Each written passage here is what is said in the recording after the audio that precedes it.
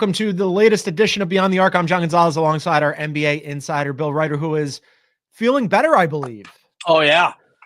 Well, what's 5 days of utter and total sickness? It's amazing how when you start to feel more like yourself, you appreciate the good times. This is what it'll feel like if the Warriors ever start winning basketball games again. You're like, oh, yeah, I remember when this is who I was. This is beautiful. Earmuffs. Sorry, Aaron. Yeah, you had quite a few Jordan flu games last week. So glad that you're on the mend and recovering. We got a whole bunch of things to talk about on today's show. Later in the show, we'll do Weekend Radar and Team of the Night. But first, Bill, we must discuss Jimmy Butler returning with a question mark. So he had a 2-game suspension for missing a team flight. That is after the previous suspension of 7 games. So this past road trip that they went on, he missed a victory at the Nets and then a loss at the Bucks. Bill, they host the Heat do the Orlando Magic tonight at home. What are they going to do with him? Are they going to play him? I don't know. Are they going to stay away? What are you hearing? What should they do?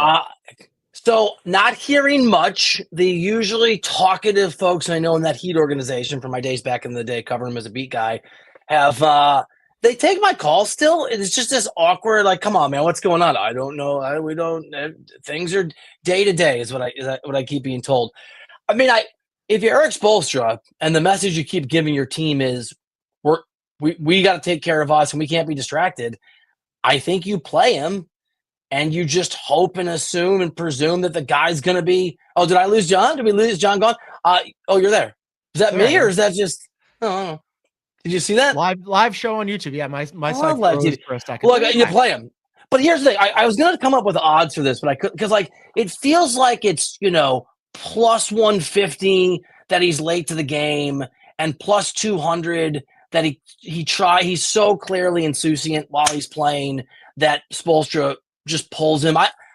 He has made it very clear, John, by missing his flight and by his general actions and whatever's going on behind the scenes, that he is willing to keep upping the ante in order to try to force his way where he wants to go and play this chicken with Pat Riley. So I don't think it's a foregone conclusion that he plays the whole game, even though you're right, he is returning from this suspension. I don't know what they do here. It's bad both ways. If you pay him to stay away, then he kind of wins, right? But if you bring him back, then we've seen how disruptive he can be, how it's affected team chemistry, how the whole Heat culture thing has gone out the window while he's warring with Pat Riley over forcing his way out and Riley not picking up or giving him the extension that he wanted, and then Jimmy pouting about it, which has led to this loggerheads where they're at odds. And I honestly don't know what they do here. It is sort of reminiscent, although it's much more volatile than the Ben Simmons situation, where Ben Simmons in Philadelphia was trying to force his way out, and he was showing up to practice with a phone in his sweatpants pockets. And, everybody was talking about that and not really talking about what's happening with the season. I don't know that there's a good answer here, Bill, except for them trading him sooner rather than later, except for we're still over a week away from the trade deadline. I mean, that's the thing, right? Part of the complication of this is whatever Jimmy wants to be true, he doesn't have as much value as this is not Kevin Durant pulling this garbage or some other player where it's like, insert this guy and we know we're better. There are clear hesitations around the NBA about Jimmy Butler for the reasons we've discussed. He's in his mid-30s. He was injured. He's injured all the time. He didn't even play in the series for the Heat last year, the opening round series where they got crushed by the Celtics, plus all the drama. Here's a thought that I had, and John, give me your thought on this. So when they first suspended Jimmy Butler for the road for I think 7 games when they're on the road, the Players Association, which they're always going to do, the NBPA, was very vocal at saying, because it was an unpaid suspension, we're going to fight this. You can't do this. Then he misses a plane flight, right? Yeah. So they suspend him again. Part of my thought here is because the Heat are smart and tactical, and they operate more like an NFL team than they do, I think, an NBA team with their own players in the media.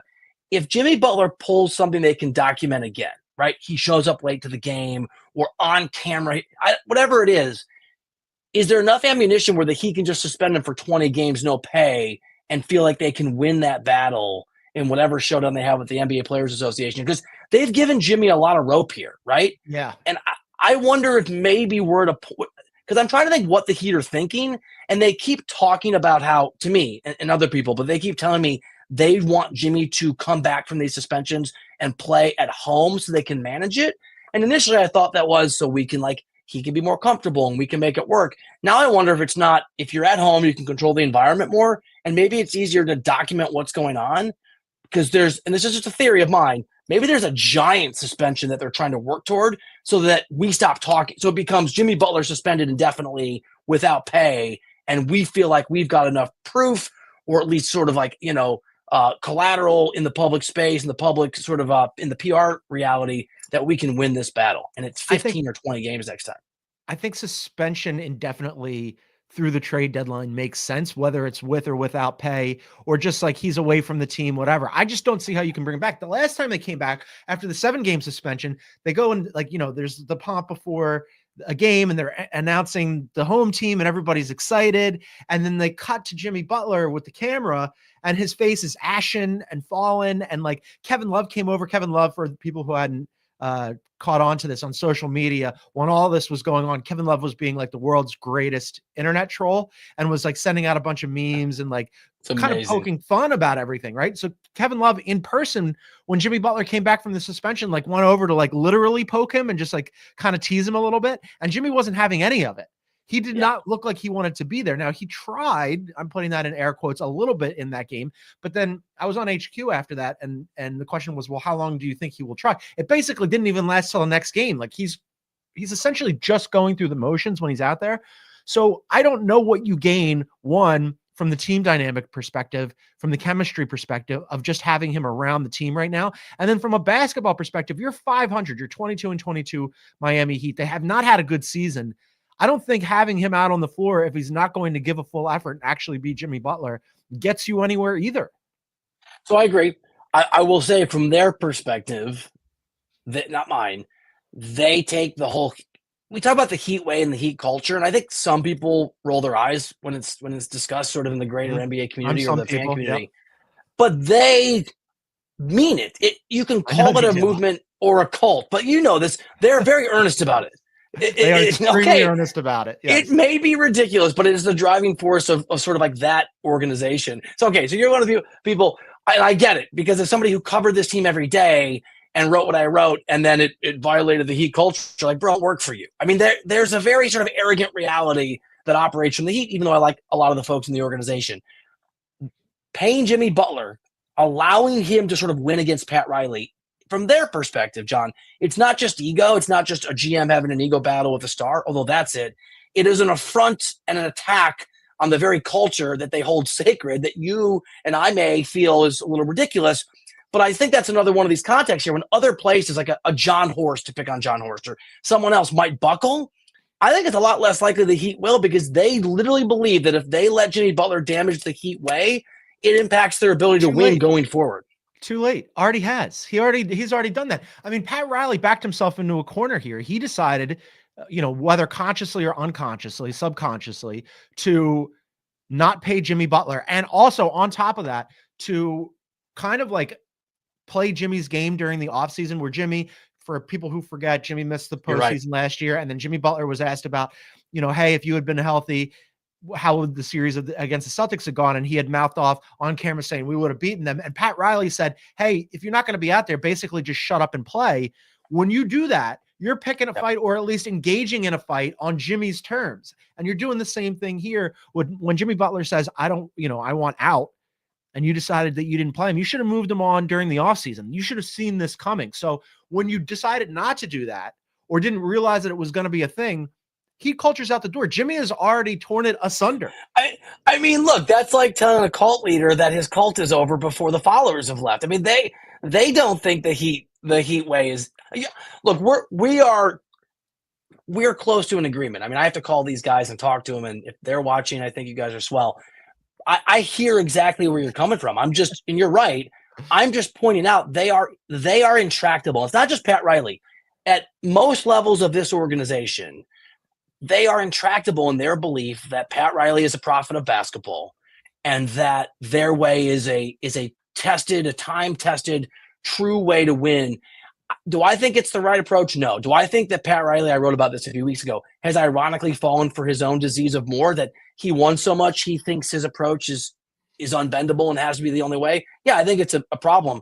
My point is, I don't think that they're going to do. They're not going to operate the way that most GMs would and most teams would, I think, in the circumstance, which is why I think there could be no solution, because both these parties, Butler and the Heat, Butler and Riley, are ridiculous in how they view themselves and what should happen next.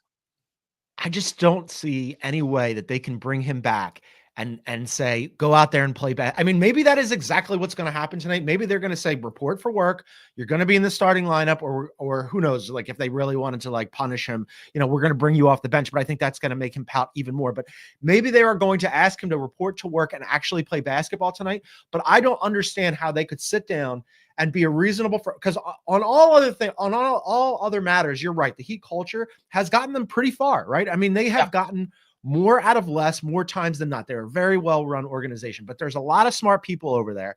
And I don't see how a bunch of smart people talking to each other could possibly land on the conclusion of, let's have Jimmy come back and we're going to have him play basketball. And that's a good idea, because they already tried it and it was a terrible idea. Yeah, but it was so bad. He was like, you know what? What's the alternative?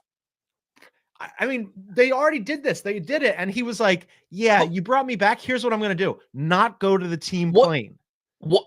That's what I'm saying. I think their hope is he'll do something that allows them to suspend him again.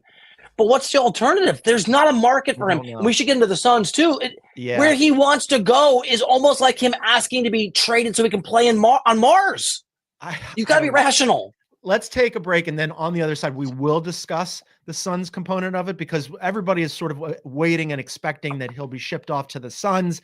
I just wonder about the return there. We'll discuss that. And also, Bill, as you see here, I'm wearing a Philadelphia Eagles hat. I was excited about the Eagles this weekend, and then something happened this weekend with the Eagles and the Eagles owner and the Boston Celtics that has made me quite angry. We'll talk about that later in the show. That's coming up. This is Beyond the Arc. Today, with the support of the NFL, a new playbook is being written. The National Gay Flag Football League provides inclusive play for over 4,000 LGBTQ+ players and allies. Here is a home with no penalty for being you.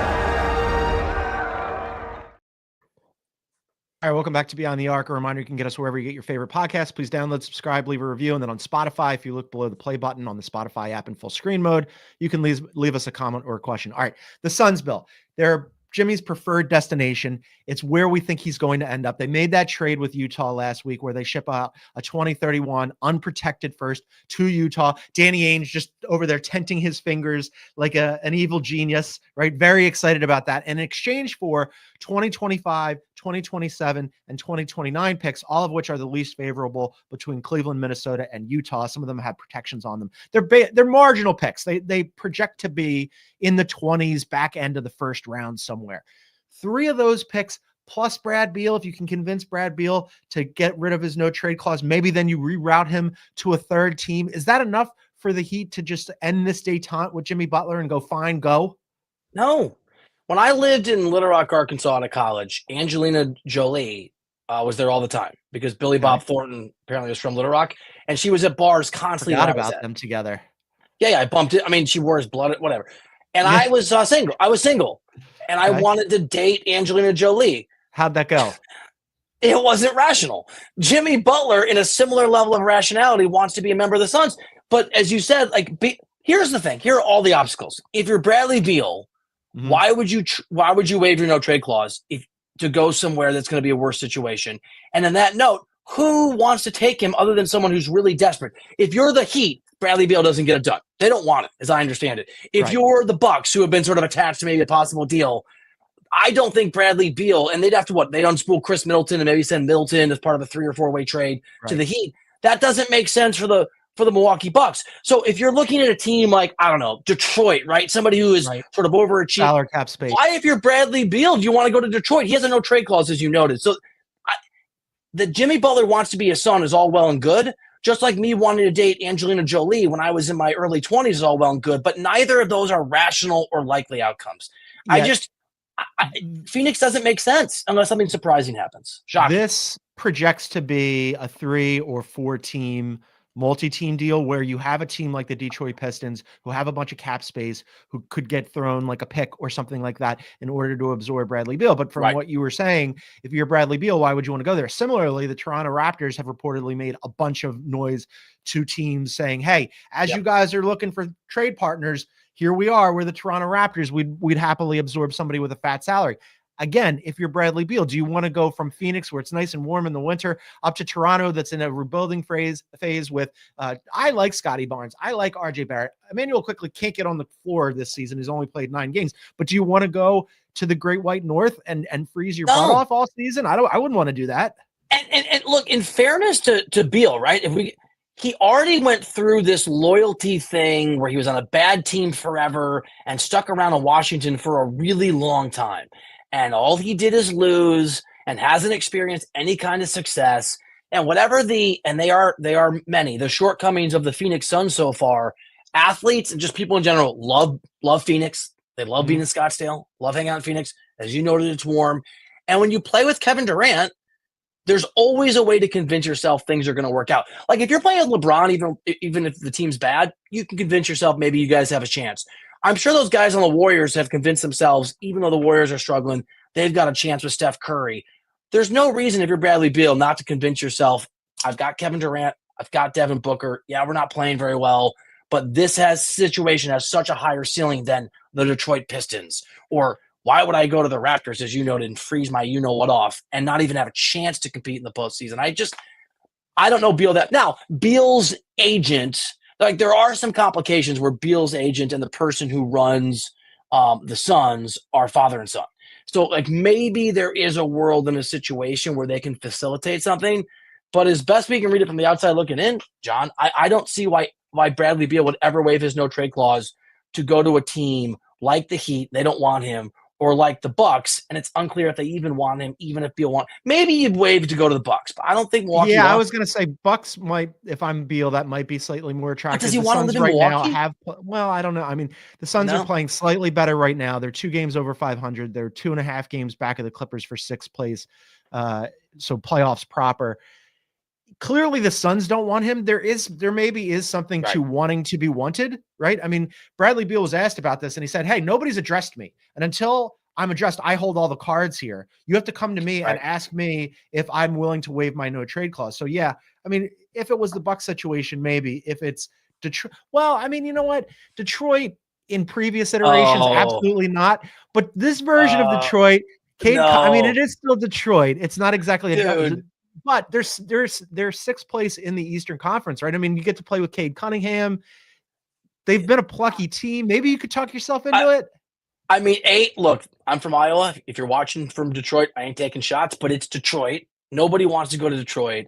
And there are two ferociously dangerous teams in the East. There's only one in the West, so maybe you can convince yourself that there's a lot of parity outside of the Oklahoma City Thunder. I know we're going to hit this later. I think Memphis has a case and Denver has a case.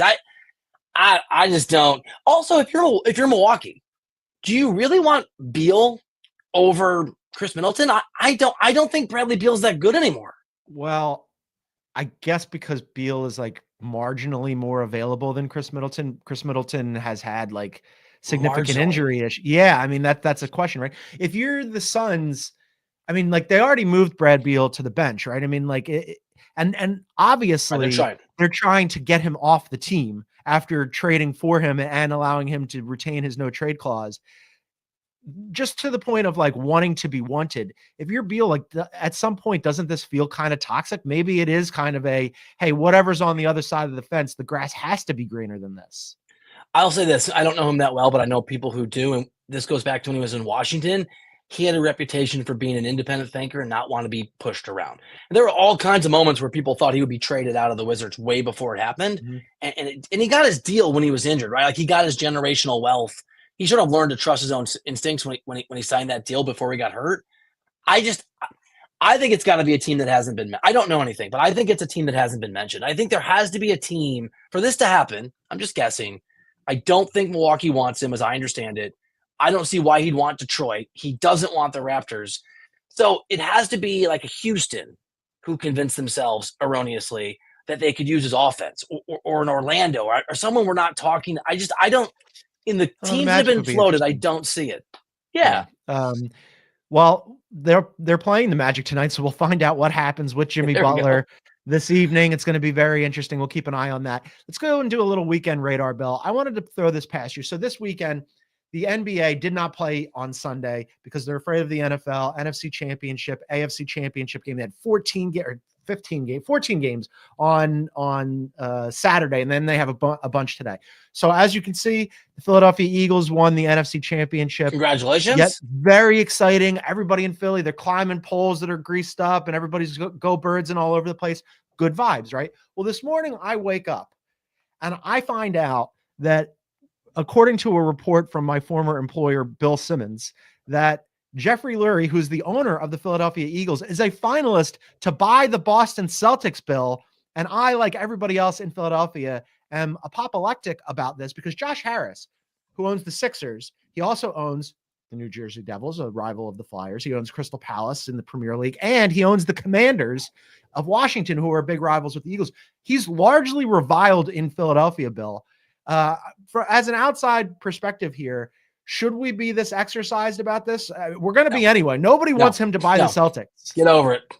The Celtics, the Eagles owner owning the Celtics would be an abomination. Look, so I'll give you a reference that I have. In my early writing days, I worked at the Kansas City Star, and I wrote a lot about the Chiefs, and I got to know Clark Hunt really well. And when he took over for his dad, Lamar, who passed away when I was there was all this outrage in Kansas City that none of the teams at the time were locally owned, right? The Royals weren't. Who cares? Billionaires live where they live. They don't care. They don't care about borders. They have houses everywhere. They don't care about loyalty. All that matters, and this is what happened for the Chiefs, is whether they're well run and whether they are good at what they do. And so if this guy owns the Celtics, but he still runs the Eagles as well as they have been run, second Super Bowl in 3 years, get over it. It would be my advice, because you could get a bad owner. That's a rational way of looking at it. Now let me explain to you how Philadelphia looks at it. Got it. It's one thing for Josh Harris, who owns the Sixers, who have been largely like incompetent, not so much incompetent as like star-crossed, cursed, whatever. Haven't gotten over the hump in a very, very long time, and haven't won a championship since '83. Haven't even made the conference final since 2001. It's one thing for him to own the Commanders. You have to really put into perspective how much Philadelphia hates the Boston Celtics. No two teams have met more in NBA history in the postseason than the Celtics and the Sixers. And the Celtics have 18 championships, and the Sixers have 3. They are the most hated basketball franchise by a million miles, and that includes the Knicks, who we hate a lot. It's just that, the Knicks and the Sixers haven't really been good, and so whatever. I can't tell you how nuts this would make that city. I mean, I get it. I just don't think that owners care about fans. Oh, they don't. No. I mean, but yeah, this is kind of like people. This is like people complain about the Chiefs being good or about the Celtics being good. Okay, you better get used to it. I mean, I think it's a very similar reality.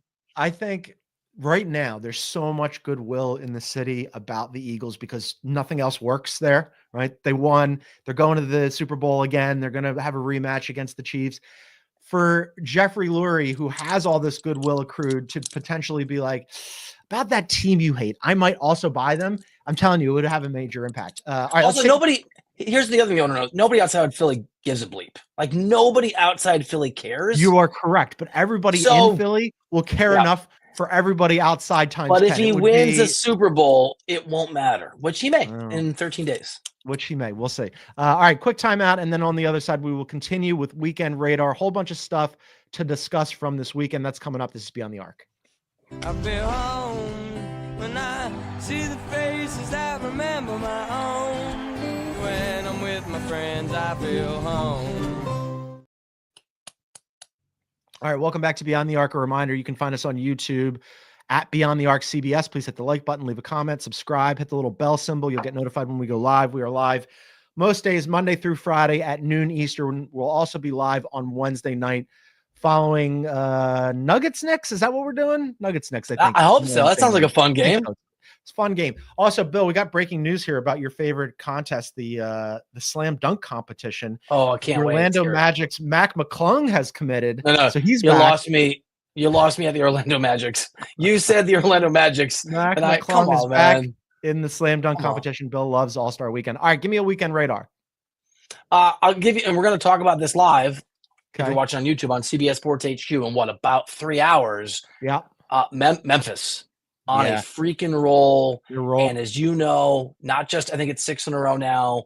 They are top 5 in offensive and defensive rating, at least if you look on Basketball Reference. I know they sort of vary where you look, which is a very, very high indicator of being a championship level team. We've talked about, who's the next up, who can sort of challenge the Thunder. They are making a very strong case in Memphis that it's them. Is Ja healthy? That's my question. If Ja is healthy, then it's always absolutely. If Ja is going to be out there, because Triple J has had an unbelievable season. He's looked so good. Desmond Bane has been really good. Santiago. I mean, they have so, and I realize, as you get into the playoffs, you're going to have to tighten up your rotations. But Taylor Jenkins has done a really good job with that team. And I think if Ja's out there, I'd probably have them as the leading contender. I love the Rockets. They're also top 10 in offense and defense. And then Joker's the best player in the world, even if he doesn't win the MVP. So those teams, those are the 3 teams that I would pluck out of a hat. Let me ask you a question. The Grizzlies are 6, I think it's 6.5 games up on being in the play-in. They're a playoff team. They're going to be a playoff team. Yes. Would you, for lack of a better term, if you're Jenkins, would you load manage Ja? Would you just maybe pare down his minutes, reduce the risk of injury, give up a little bit of ground maybe in the West? And I would Greg Popovich this thing with John Morant, I think. They're already kind of doing that. Nobody plays over 30 minutes, right? I mean, you're not going to play him 22 minutes a game. He's John Morant. And when he's out there, he's playing 28 to 30 minutes. I think that's fine. That's basically what passes for load management now anyway, right? And also, to seed ground in the West, a little bit, sure, but you definitely want to make sure you remain in the top 4 seed. I want to be on the other side of the bracket of OKC, so I don't want to fall to 4. I'd rather be in that 2-3 range. Yeah, that's true. That's a good point. Although going through Denver, if it's Denver in the second round, that I guess you got to go through who you got to go through. Producer Aaron's asking if they should sit Ja. That's what I'm saying. They're kind of doing it anyway. They're already doing it. I just, to your point, here's my thing. To your point, in the extreme version, I think that Memphis with a healthy John Morant is a absolute finals contender, and I think that there's a possibility when we get to April that if they're not on the level of Cleveland, Boston, and the Thunder, I think they're going to be close. I would put them maybe even ahead of the Knicks if I thought Ja was healthy. That's how high I am on the Grizzlies, and I have been since the start of the year. Yeah. So I'm putting Ja on a shelf all the time. The other thing is, and there's some mixed data on this, but there have been stretches in the past where Ja has been hurt, where they played really well without him. They're a deep team, and so I think if you do it right, I think you can if you sit him in the right games, I think you can win basketball games without him. I'm with you. He needs to be healthy for them to be a legitimate team. But if he is, I think they're an actual contender to win the whole thing. I'd probably pick him the 4th or 5th most likely team after the big 3. And so I would be even more cautious. Okay. I'm glad you brought up the big 3 because one of the big 3 has stumbled a little bit. My Houston Rockets swept the Cavs series. They got a W last week in Houston. They got a W this past week in Cleveland. Amen Thompson, again, just absolutely outrageous, 8-2 as a starter. So the Cavs now, Bill, they still only have single-digit losses this season, but they're 5-5 over their last 10. They're 4.5 games up on the Celtics, who have not played well lately, but are starting to close ground a little bit. Is this a thing at all? Because you know that I've been an evangelist for the Cavs and have trumpeted them and said that I believe that they're real. I do believe that they're real. By the way, Donovan Mitchell, we had crushed him for not showing up in big games. He played really well in that game, and they still lost. Garland has looked excellent. You had him as a starter on your all-star ballot. I did. And yet the Rockets beat them again. Are we at all worried about the Cavs? So, yes, and I will echo what I said to you after they won that game against the Thunder at home, what feels like a month ago, but was probably 2 weeks ago, John? 2.5 weeks ago? Mm-hmm. That when they won that game, and for the moment they were considered the best team in the NBA, and they were sort of under the lights, I told you, it is different when you are the hunter versus the hunted. I think the Thunder have had enough experience being clearly the best team in the West that they get everyone's best performance every night. I think Boston has lost in enough conference finals before they actually won an NBA championship last year. They'd gone through that. This version of the Cavs has never experienced what it's like to be a target and to have to carry the expectations of being a championship level team, even if it's January. And I think they're floundering under it. I think some of it is when you, it's Pat Riley again, but that disease of more, when you get to the top of the mountain in the regular season or anywhere, it's sometimes hard to hold on to the habits, to sort of keep the intensity, and you're going to get the best version of everybody in a way they had before. I think the last 10 games are indicative of the fact that Cleveland is now recognized for what they are, and they're sort of struggling. I think they'll figure it out, but they're struggling being the number. It's like college football. Getting to the number one team in the country sometimes is hard to hold on to because you see yourself differently and everyone comes at you in a more difficult way. I think that's happened to Cleveland since they beat the Thunder at home. I think they'll figure it out, but I think that's part of what's going on here. I also think they'll figure it out. It's a long season, right? I mean, that I have trolled the Celtics shooting recently. They started out 21-5. Since then, they're 11-9. I just have a hard time believing that the Celtics, who have so many good players, are all going to stay cold in perpetuity. Like, eventually the shots are going to fall. Same with the Cavs. It hasn't been a good 10-game stretch. That's a smaller sample size, though, than we've seen from them for the rest of the season when they've been really good. I have a little bit of concern for the Cavs, but I do believe that they'll figure it out because we have enough proof of concept there from earlier in the season that I am a believer still. What else is on your radar from this weekend? I'm going to go with the continued Warriors woes. I keep expecting Golden. Yeah, I keep expecting. Maybe I shouldn't. I'm just muscle memoried for this. I keep expecting Golden State to snap out of it, and I need to get over that because it's not a Steph Curry problem. It is a Steph Curry doesn't have enough offensive help problem. And perhaps barring some move that we're all anticipating that Steph says he doesn't need or want, maybe this is just who they are, a mediocre sub-500 team that has some good nights because Steph is Steph, but mostly disappoints. And I think producer Aaron put this in the chat earlier. Are you so desperate if you're Golden State, I don't even know how you would do this, but you would consider Bradley Beal? I don't think so. I mean, I don't think Beal's that good. It would have to be you have to get something else for that, right? Because you're absorbing a ton of money on his contract. He has $111 million roughly left on the next 2 years. 2 years, which no, thank you. But they are a game under 500. They are outside of the play-in looking in. And by the way, you had mentioned this earlier in the season. I was a big fan of Steve Kerr's hockey rotations and playing like 11, 12 guys. Bill, they're still doing that. The other night, they had 11 guys run out there, play at least 10 minutes against the Lakers, and 8 of them played 20 minutes. And guess what? They lost that game to the Lakers. Lakers now 7 games over 500 and actually might be figuring it out a little bit. But they go and get Dennis Schroeder. Dennis Schroeder against the Lakers, Bill, 22 minutes, 10 points, 3 assists. That trade's been a bust. There's a lot of people out there who think Steve Kerr, great though he is not good at rotations. Mm-hmm. This is sort of have you've seen Queen's Gambit, right? It's great where she's playing 19 kids at once and she wins. That's a great approach if you're great at chess. But if chess here is being good at rotations, if you're not good at chess, maybe don't play 7 chess games at once. Maybe just simplify, Steve. What's the alternative, though? Because you look, so earlier in the season, when he was selling us on this, we're going to play 11, 12 guys. And he was like, I can run these guys out there for short bursts. They can give me as much energy as they can give me, and they can be dog tired, and then I'll bring in the next group.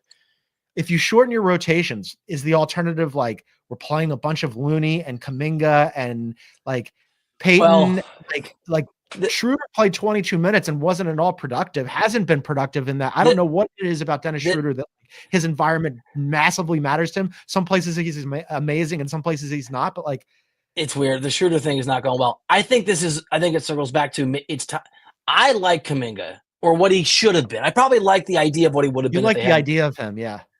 I like what he could have been. But maybe like a quarterback in the NFL, it doesn't matter what you could have been. If they screw up who you are, they screw up who you are. Trevor Lawrence is not the Trevor Lawrence we expected. Not that Kuminga was going to be that. I would trade some of these guys. I mean, if some of these guys are interchangeable and it's not working, I just don't know how much. There's some value for Kuminga, but not a lot. But I would unspool some of these guys, shorten up your rotation. But even if you don't, pick 6 or 7 guys and just see if it works, because it's not, what they're doing is not effective. Now. Part of it is Draymond, right? Draymond hasn't been around, and then that affects everything. And that's really always true for them. Of their team. Yeah, I keep coming back to the offense hasn't been good this season when Steph Curry has been good offensively, and he has been a little streaky, but still he's out there and he's still Steph Curry and he's still got his gravity. He's still the greatest shooter of his or any other generation. And yet the offense isn't good. That's very concerning. By the way, I know that you hate predictive models, but Basketball Reference's predictive model still gives them a 32% chance to make the playoffs, while the Suns, who we mentioned have been playing a little bit better and have won 2 in a row and are in the play-in right now, according to Basketball Reference, they have single-digit chance, just 7% chance of making the playoffs, which is very surprising to me. That's because the predictive models with AI now apparently can pick up on vibes. They know that some players have no relationship with their coach, and Bradley Beal's sad, and Kevin Durant, is moping in the locker room. I'm glad you brought that up about the vibes, maybe weighing this thing down a little bit, because I don't know if you saw this weekend. So Yusuf Nurkic, who was falling out of the rotation, the Suns go and trade for Nick Richards. Yeah. So Nurk said that he has no relationship with Budenholzer, and they haven't spoken in 2 months. Bill, how is that possible? And Bud basically was like, yeah, he knows what he's got to do. It's whatever. He's like an angry guy. What is with Phoenix? By the way, what is with Phoenix and big men just becoming sullen, angry dudes who hate big their men coaches? Graveyard. DeAndre Ayton, remember when that guy was that guy mattered before he was afraid of snow? It's so. All right, here's what I will say. I know you don't love sort of the psychology of NBA stuff sometimes as much as I do, but I do think culture is significant. And I do think, in fact, I know, having covered this stuff, that it comes from ownership a lot of times. It's a toxic place. Ishbia does not run this team in an effective way.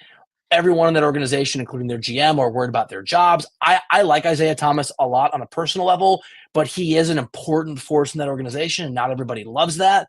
And I think it's trickled its way down to Bud, to everybody. It is an unhappy, toxic work environment, and that creates more toxic things. And so while it's on the coach to talk to his players, the fact the player feels is like so put out and pissed off that I'm just going to put it out there, I think just gives you a glimpse of how ugly things must be across the board in Phoenix.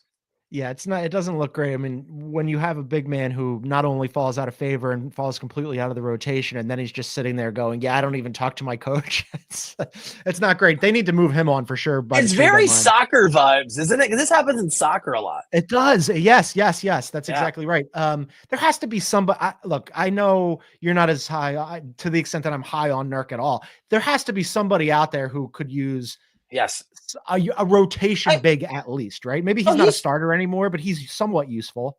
He is serviceable. And if you're Phoenix and you have zero depth, you know the kind of team that could use him?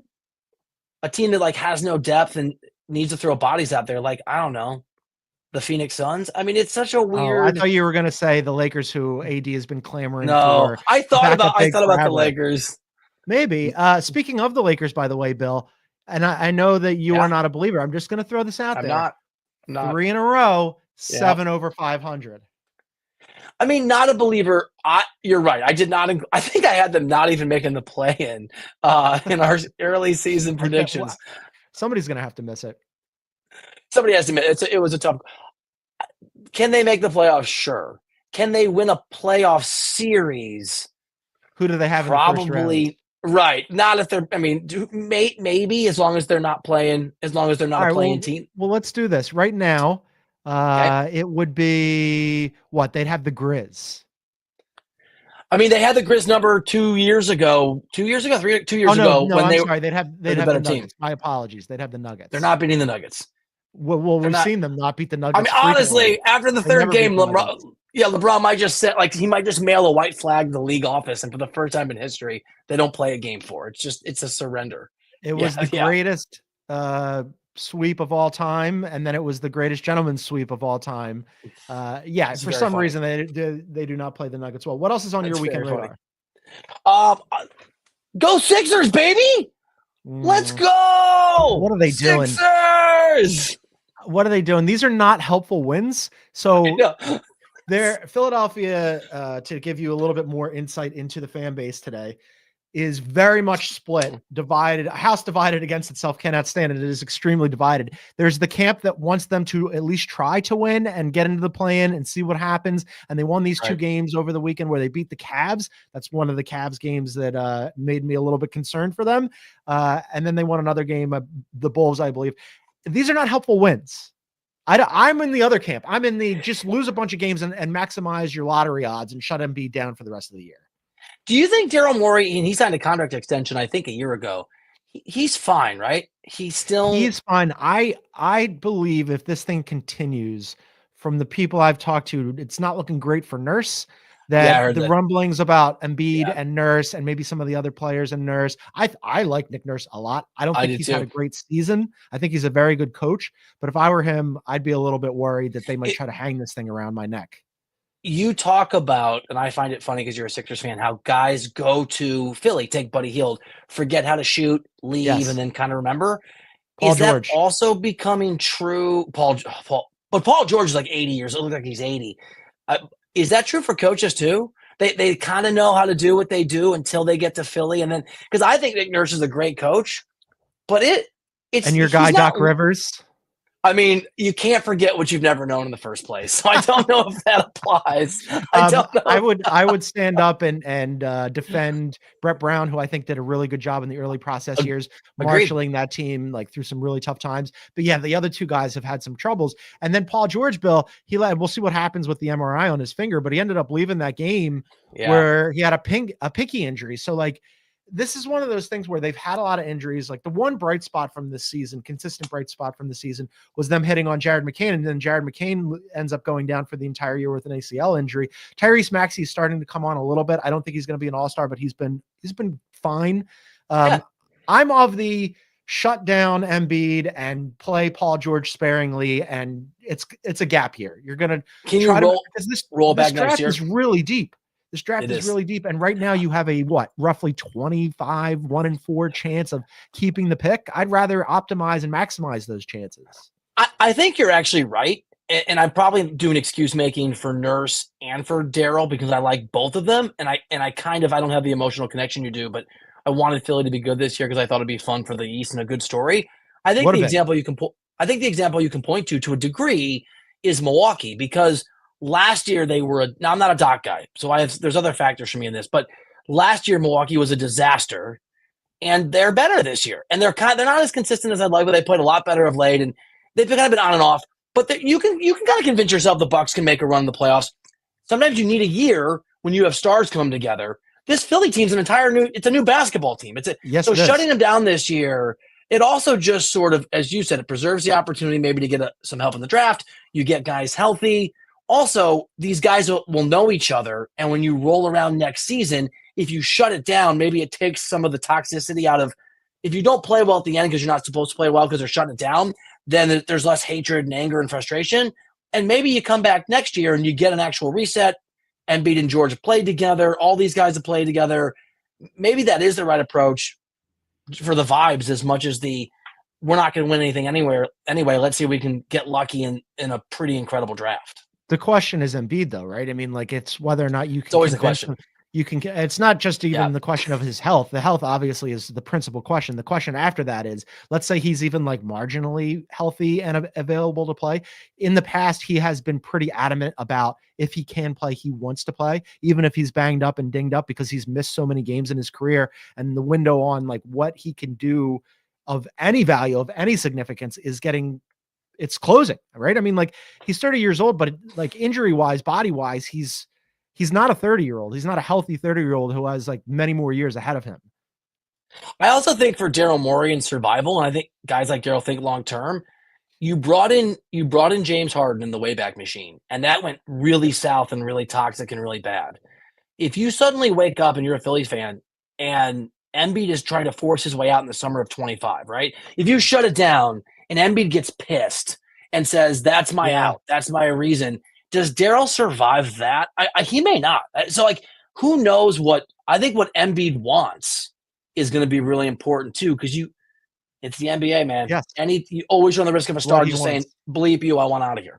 It's what he wants. I want to thank everybody who's joining us on YouTube. Just a reminder, go and subscribe to us, leave a comment, hit the like button, all that good stuff on YouTube.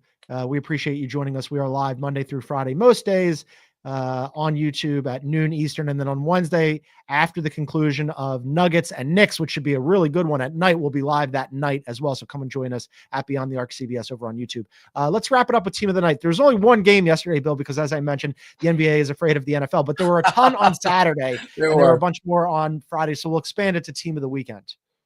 I went Grizzlies. I went Memphis. Right. just, it is sort of confirming my bias that I think the Grizzlies can be a contender. They've won a bunch of games in a row. They look really sharp. They're coming together. And so give me Memphis as my team of the 3-day weekend. All right. I'm going to go a little off the board here. Okay. I'm going to go with the Raptors. Okay. With a question mark, like what's happening. So they beat the Hawks in Atlanta by 23 points. Again, Emmanuel quickly has played 9 games this year. I had high hopes for him as a high usage starting point guard this year. Hasn't been out there. However, Scotty Barnes, I like him. RJ Barrett, I was previously really down on him. I think he's had a much better season. Bill, they've won 5 of 6. Why? What are they doing? I'm a little confused by all this. It's a weird season for them. Time to shut it down. Dick. Yeah, so Sam Quinn and I were talking about this last week. Grady Dick has had a quietly good season without his 3-point shot, which is the thing that they were most excited about. Hasn't really fallen at the rate that they expected, and yet he's been not bad. It's just been a very odd year for the Raptors up north.